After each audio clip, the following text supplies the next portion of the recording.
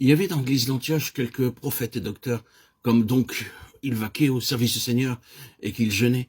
Le Saint-Esprit leur dit, séparez-moi Barnabas et Saül pour l'œuvre à laquelle je les ai appelés.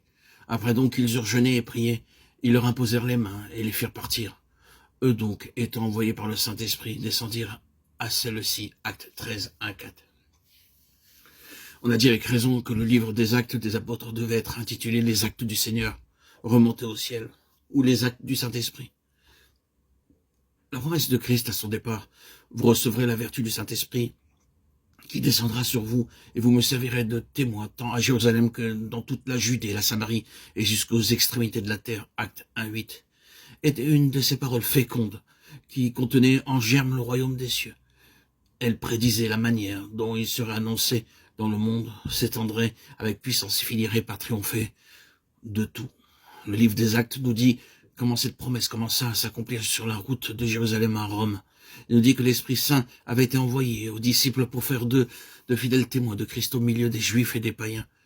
Il nous raconte la victoire remportée par le nom de Christ à Antioche et à Rome, ces deux centres d'où l'Évangile devait être porté jusqu'aux extrémités de la terre.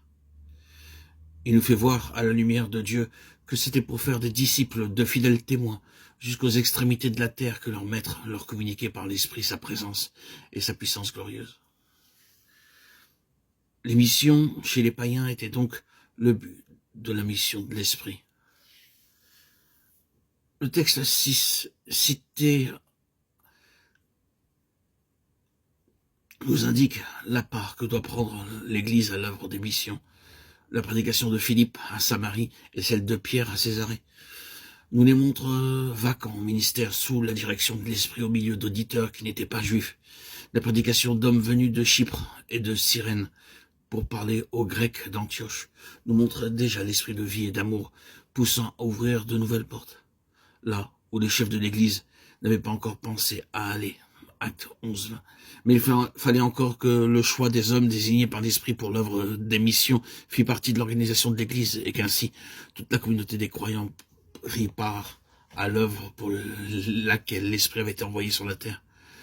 Grande est l'importance du second chapitre des Actes, où nous voyons quelle puissance fut donnée à l'Église pour travailler à Jérusalem. Mais le 13e chapitre n'a pas moins de valeur, puisqu'il nous montre l'Église choisissant les premiers hommes destinés à l'œuvre des missions. Nous ne saurions assez bénir Dieu de l'intérêt croissant qu'on porte de nos jours aux missions, mais si nous voulons que cet intérêt se soutienne, qu'il soit le fruit d'un véritable amour pour le Seigneur et pour les âmes perdues qu'il est venu sauver. Si nous voulons que l'Église obtienne une influence semblable à celle du jour de la Pentecôte, cherchons à bien comprendre ce que nous enseigne le récit d'Antioche, à saisir que c'est l'intervention directe et puissante du Saint-Esprit qui doit commencer et continuer l'œuvre des missions.